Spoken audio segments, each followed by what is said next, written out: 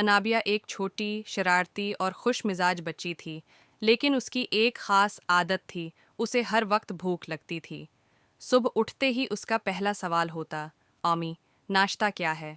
नाश्ता ख़त्म होते ही अगला सवाल, दोपहर के खाने में क्या बनेगा? और रात को सोने से पहले भी वो यही सोचती कि सुबह क्या खाने को मिलेगा।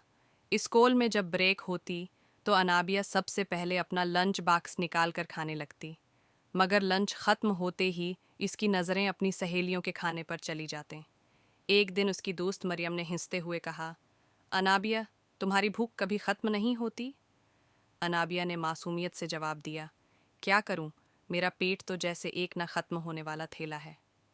घर आते ही अनाबिया सीधा बावर्ची खाने में पहुंचती और अम्मी से कहती, अम्मी, कुछ खाने को दो, बहुत भूख लगी है। अम्मी हैरान होकर कहती, बेटा, तुमने अभी तो खाया था।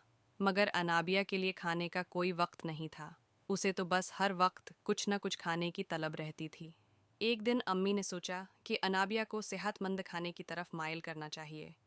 उन्होंने उसके लिए मज़ेदार फलों के शेक, सब्जियों के सैंडविच और खशक मेवाजात तैयार किए। जब अनाबिया ने उन्हें खाया तो उसे बहुत मज़ा आया और वो बोली, अम्मी, ये सब तो बहुत मज़ेदार है। अब अनाबिया की भूख तो वैसी ही थी, मगर अब वो जंक फूड के बजाय सेहतमंद खाने खाने लगी। यूं वो पहले से ज़्यादा चुस्त, तंदुरुस्त और खुशबाश हो गई।